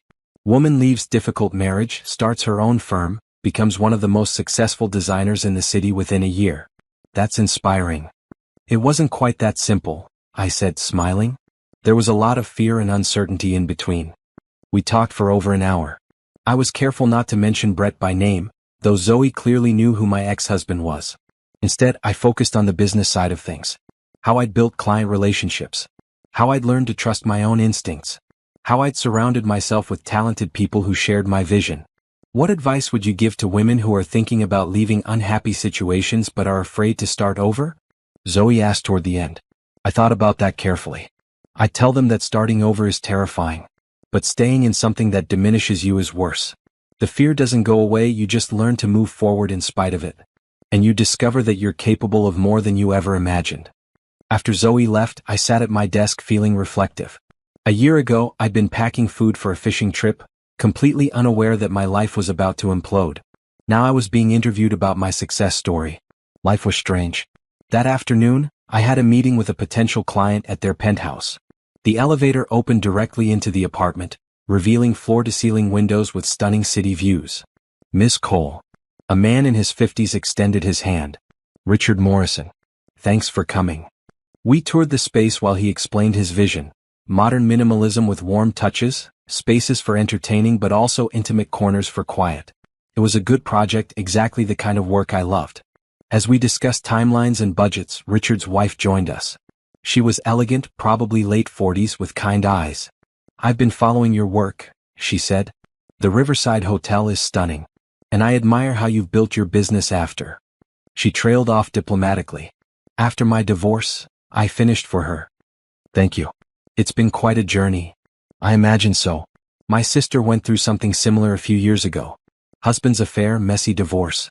She's doing well now, but those first few months were brutal. We spent another hour discussing design concepts, and by the time I left, I had a signed contract and a $50,000 deposit. Driving back to the office, I found myself thinking about Brett. I hadn't in a while, but sometimes random things triggered memories. I wondered how he was adjusting to prison life. Whether he regretted his choices or still blamed everyone else for his circumstances.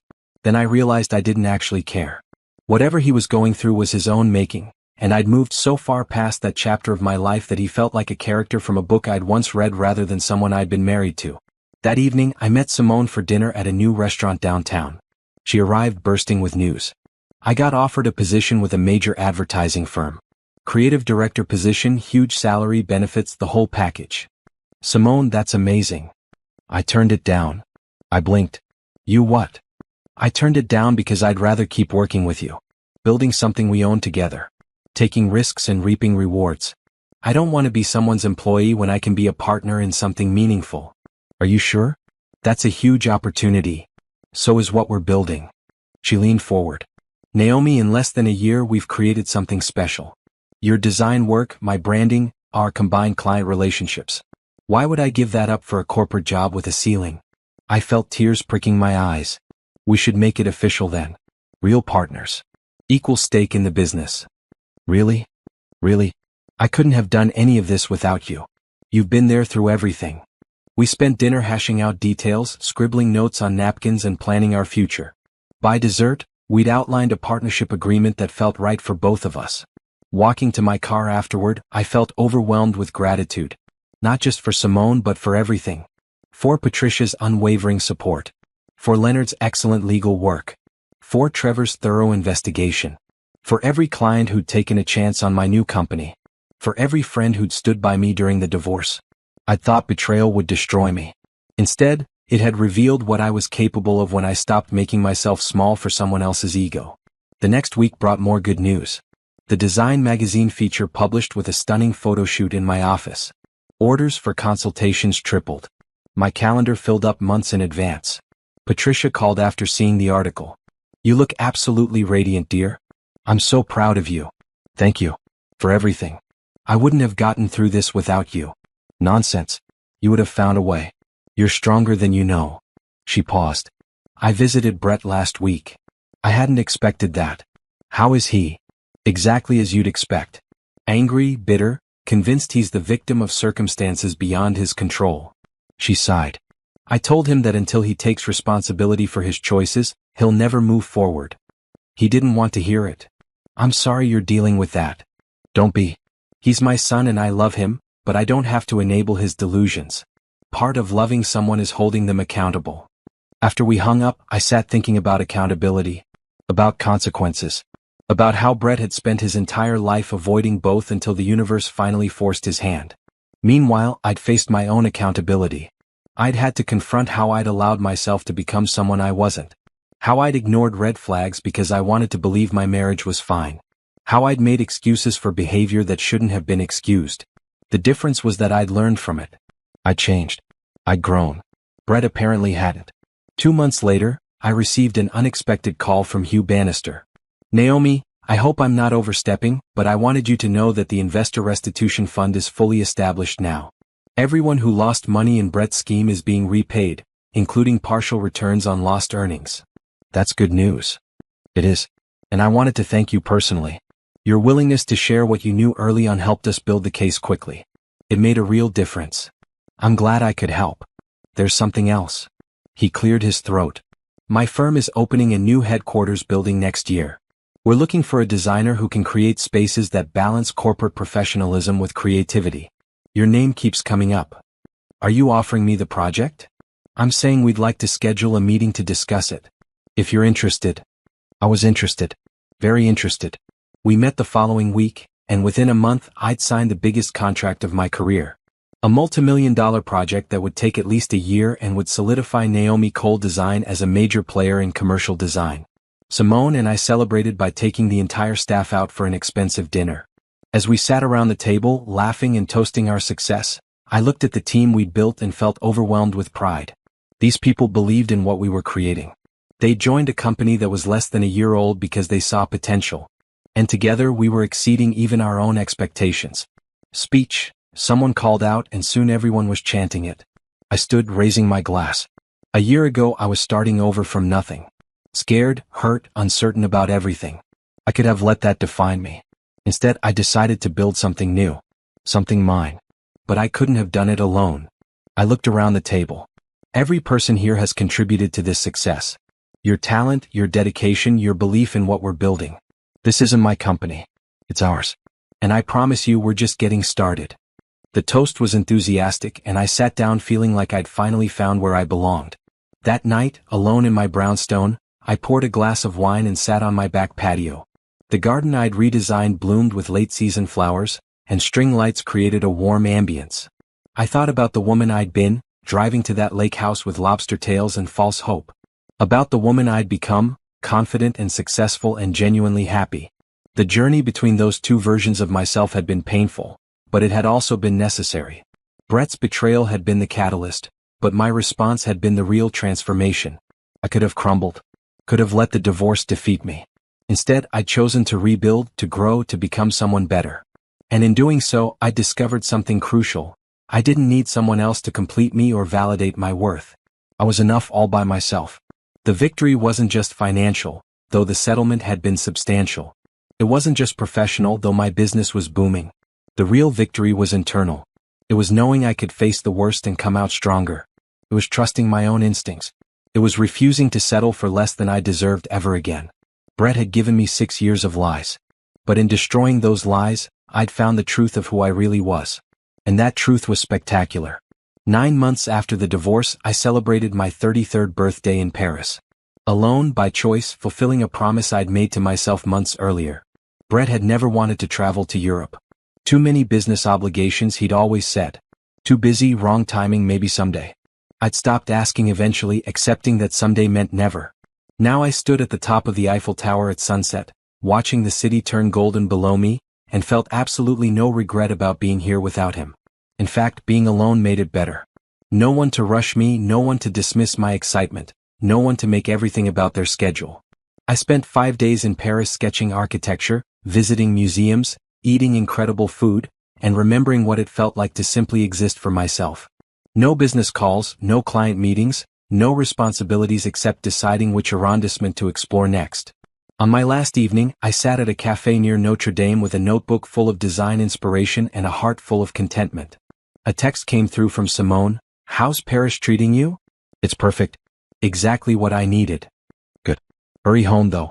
We have 3 new project proposals waiting for you." I smiled. It was nice to be wanted, to have built something that continued thriving even when I stepped away for a bit. The flight home gave me time to think about where I was and where I wanted to go next. Professionally, the business was exceeding projections. We'd need to hire more staff soon to keep up with demand. Personally, I'd started dating again, nothing serious yet, but I was at least open to the possibility. What surprised me most was how little I thought about Brett anymore. He'd been such a central figure in my life for 6 years, and then such a consuming presence during the divorce. Now he was just gone. Not from existence, he was serving his sentence somewhere in the federal system. But gone from my thoughts, my concerns, my life. Sometimes I wondered if I should feel guilty about how completely I'd moved on. But mostly I just felt grateful. Landing back in the city felt like coming home in a way that our brownstone had never felt during my marriage. This was my city now, my space, my territory. I'd built something here that was entirely mine. The office welcomed me back with banners and cake, a surprise party Simone had clearly orchestrated. I was touched by the gesture and the genuine happiness on everyone's faces. "Okay," I said after cutting the cake. "What did I miss?" We spent 2 hours catching up. The Hugh Bannister project was progressing beautifully. 2 new residential clients had signed contracts. And there was interest from a luxury hotel chain about designing their new flagship property. That last one is huge, Simone said. Like, make or break the entire trajectory of the company huge. They want to meet next week. I looked at our team, this group of talented people who'd taken a chance on a startup. Then let's make sure we're ready to impress them. The hotel chain meeting went better than expected. They'd seen the Riverside renovation and wanted something similar for their new downtown location. By the end of the presentation, we had a preliminary agreement and a timeline that would keep us busy for the next 18 months. Walking out of that meeting, I felt like I was floating. This was what success felt like. Not the reflected glory of being married to someone successful, but the earned achievement of building something yourself. That evening, I had dinner with Patricia. She'd aged a bit over the past year, the stress of Brett's situation taking its toll. But she was still sharp and elegant, still the woman who'd stood by me when her own son was the problem. I'm thinking of selling the family estate, she said over salad. It's too big for just me and the memories aren't all pleasant. Where will you go? I've been looking at condos downtown. Something modern and manageable. Perhaps you could help me design it. I'd be honored. We spent dinner discussing her vision for a new home. Clean lines, lots of light, space for her art collection, but not so much space that she felt lost. It was the kind of project I loved, personal and meaningful. As we were leaving, Patricia grabbed my hand. You know, when Brett first brought you home, I saw something special in you. A brightness, a potential. I watched that dim over the years of your marriage and it broke my heart. Patricia, let me finish. Watching you now, seeing what you've built, how you've reclaimed yourself, it's been one of the joys of this difficult year. You've become exactly who you were always meant to be. I hugged her tightly, blinking back tears. Thank you for never giving up on me. Never thank someone for seeing your worth, dear. That's the bare minimum. The next few months flew by in a blur of projects and proposals. The hotel chain contract was officially signed. Patricia's condo design started taking shape. Hugh Bannister's headquarters building broke ground. I hired 4 more staff members, including a project manager who took over the administrative work I'd been doing myself. That freed me up to focus on design, the part of the job I actually loved. One Saturday afternoon, I was at the office working on concept sketches when someone knocked on the door. I looked up to see a man about my age, well-dressed, holding a portfolio. I'm sorry to drop by unannounced, he said. I'm James Crawford. I own the building 2 doors down and I'm renovating it into artist studios. Multiple people recommended your firm. Come in. Tell me about your project. We spent 2 hours discussing his vision. James had been a corporate lawyer who'd quit to pursue his passion for supporting emerging artists. The building renovation was his way of creating affordable studio space in a city where artists were being priced out. His enthusiasm was infectious, and the project aligned with my own values about accessible creativity. By the time he left, I'd agreed to take on the job at a significantly reduced rate. You're too generous, Simone said when I told her about it later. Maybe. But some projects are about more than money. They're about legacy and contribution. Spoken like someone who's financially secure enough to be philosophical about it. She was right and I was grateful for that security. The divorce settlement meant I never had to worry about money again. But more importantly, my business was successful enough to support itself and then some. I could afford to occasionally take on projects because they mattered, not just because they paid well. As fall turned to winter, I found myself reflecting on how much had changed in just over a year. I'd gone from a woman who defined herself through her marriage to a successful business owner with her own identity. I'd gone from making excuses for Brett's behavior to holding myself accountable for my own choices. I'd gone from small and scared to confident and capable. The Metropolitan Design magazine feature came out in November with me on the cover. Design After Divorce, Naomi Cole's Journey from Betrayal to Business Success, read the headline. Inside was a 6-page spread featuring photos of my projects, my office, and a profile that was honest about my struggles without wallowing in victimhood. The response was overwhelming. Emails flooded in from women who'd gone through similar situations. Speaking invitations. More project inquiries than we could possibly handle. I hired a publicist to help manage it all, another sign of how far the business had come. 2 weeks before Christmas, I received an unexpected letter. The return address was a federal correctional institution. Brett. I almost threw it away without opening it. But curiosity won out. The letter was handwritten, his familiar neat script covering 3 pages. He apologized for everything. He said prison had given him time to think, to understand how badly he'd treated me. He wished me well and hoped I'd found happiness. There was no request for forgiveness, no plea for me to visit, no manipulation. Just an apology. I read it twice, trying to gauge sincerity. Then I folded it and put it in a drawer. Maybe someday I'd care enough to respond. Today wasn't that day. Christmas came and I spent it with Patricia, Simone, and a few friends. We cooked too much food, exchanged thoughtful gifts, and laughed until we cried. It was the best holiday I'd had in years. As midnight approached on New Year's Eve, I stood on my back patio wrapped in a blanket, watching fireworks light up the sky. My phone buzzed with messages from friends and clients wishing me a happy new year. I thought about resolutions, about what I wanted for the coming year. More success for the business, certainly. Maybe a serious relationship if I met the right person. Continued growth and evolution. But mostly, I just wanted more of what I already had. More of this contentment. More of this confidence. More of this sense that I was exactly where I was supposed to be, doing exactly what I was meant to do. The old Naomi, the one who'd driven to that lake house with lobster tails and false hope, would have made resolutions about fixing things, improving herself to be more acceptable to someone else. The new Naomi knew she didn't need fixing. She just needed to keep being herself and see where that led. As the clock struck midnight and fireworks exploded overhead, I raised my glass to the sky. To new beginnings, I whispered. Again and again and again for as long as I need them. Because that was the beautiful thing about life after betrayal.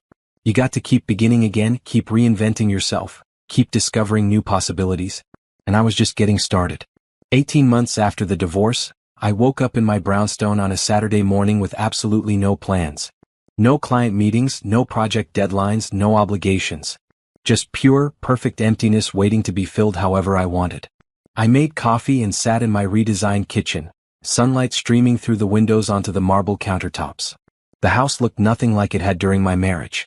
I'd renovated every room, removing all traces of Brett's influence and replacing them with my own aesthetic. Bold colors, unexpected textures, spaces that felt alive rather than staged. This house was mine now in every sense.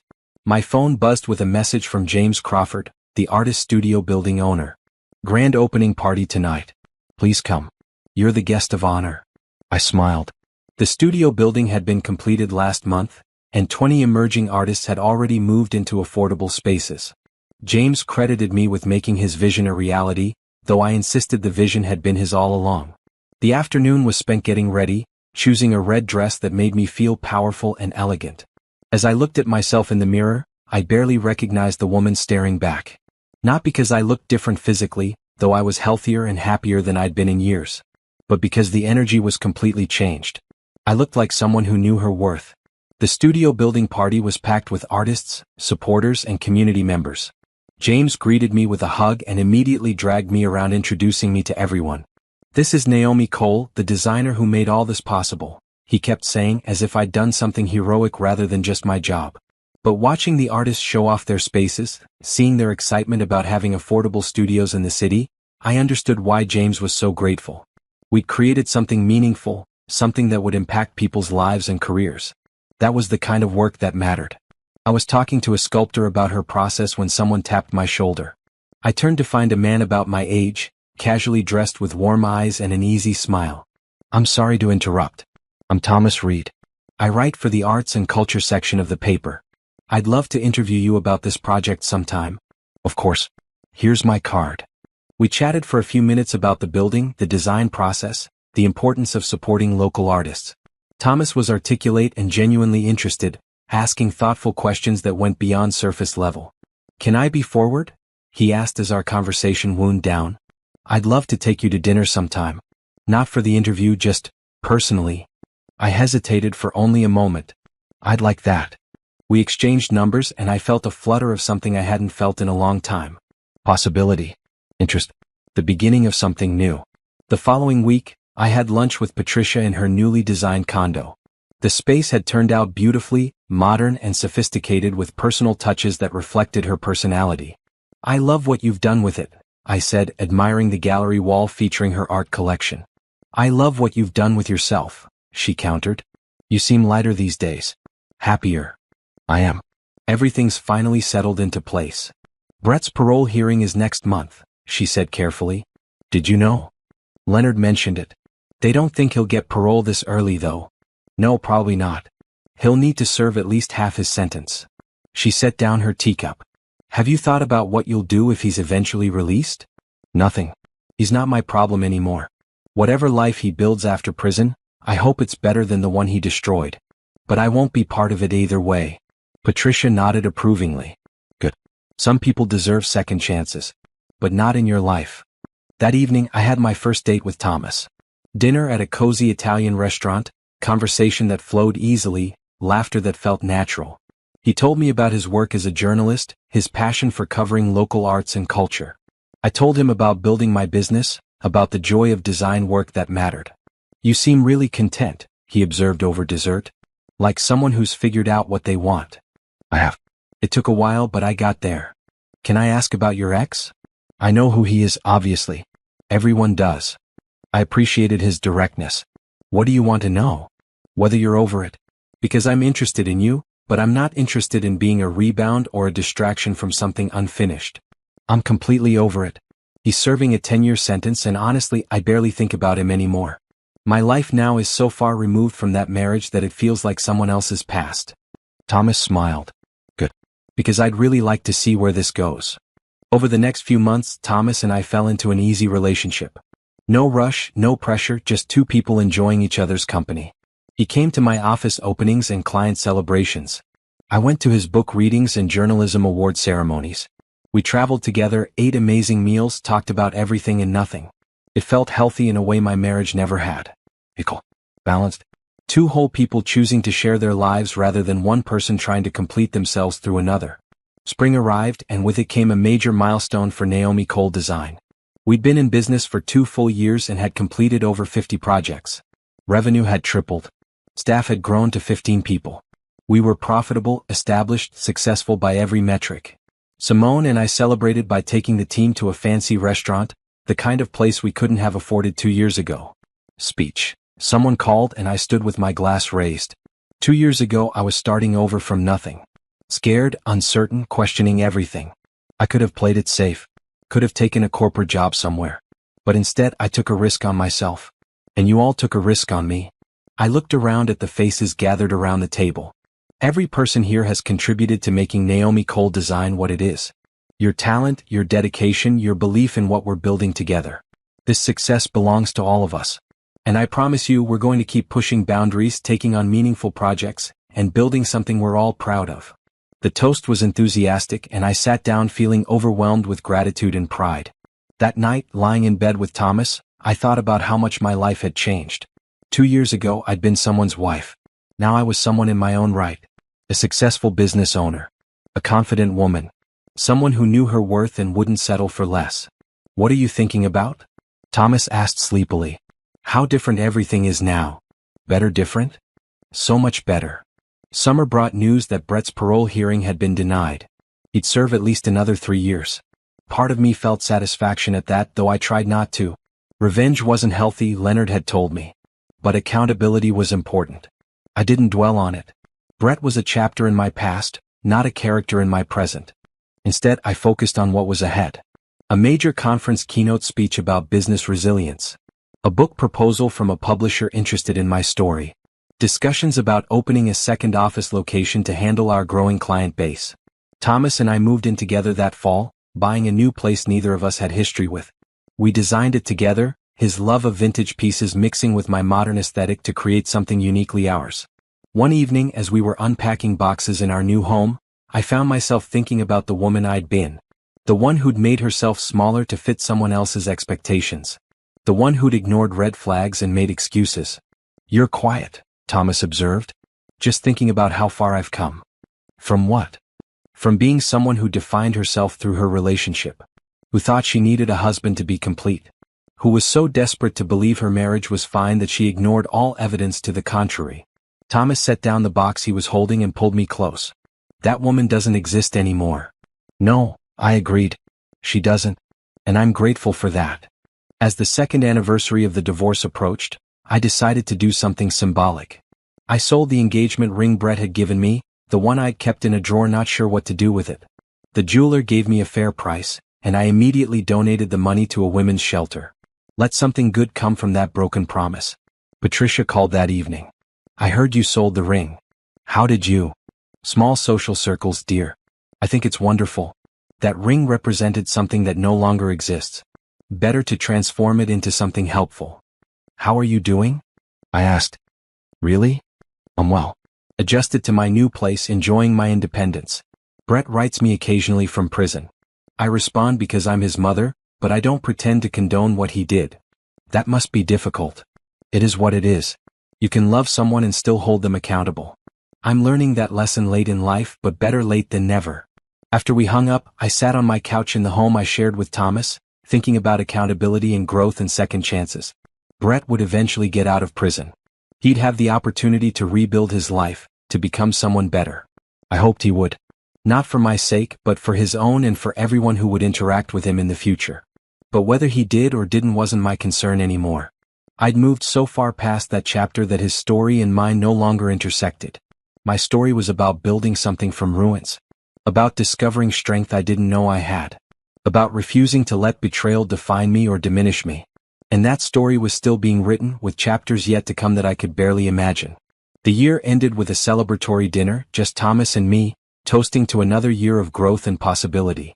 To new beginnings, I said, raising my glass. To the life you've built, Thomas countered. And to all the adventures still ahead. As midnight approached and another year began, I felt completely at peace. Not because everything was perfect, but because I'd learned that perfect wasn't the goal. The goal was authentic. Real. Mine. I'd spent years being someone's wife, playing a role, fitting myself into spaces that weren't designed for me. Now I was finally just Naomi. Designer. Business owner. Partner. Friend. Whole person. And that was more than enough. 3 years after finding Brett at the lake house with Candace, I attended a business awards ceremony. Naomi Cole Design had been nominated for Emerging Business of the Year, competing against companies that had been around much longer. I didn't expect to win. When they called my name, I was so shocked I almost didn't move. Simone had to push me toward the stage. Standing at the podium, looking out at hundreds of business professionals, I felt a surge of emotion that threatened to overwhelm me. 3 years ago, I began, my voice steadier than I felt. I was starting over from nothing. I just left a marriage that nearly destroyed me. I had no business plan, minimal savings, and more fear than confidence. But I had something else. Determination to build a life that was mine. Not borrowed, not reflected, not dependent on anyone else's success. Mine. I paused, looking at the faces in the audience. This award isn't just for me. It's for every person who's ever had to start over. Who's faced betrayal or loss and chose to rebuild rather than give up. Who's looked at their broken pieces and decided to make something beautiful from them. This is for all of us who refuse to let our worst moments define our futures. The standing ovation surprised me. As I walked off stage with the award, I felt like I'd finally closed the door on that old chapter completely. The woman who'd driven to the lake house with lobster tails was gone. In her place was someone stronger, wiser, more authentically herself than she'd ever been. And the future? The future was whatever I decided to make it. Because that was the greatest gift to come from betrayal. The understanding that I alone controlled my destiny. No one else could make me happy or successful or fulfilled. That was my job, my responsibility, my power. And I was just getting started.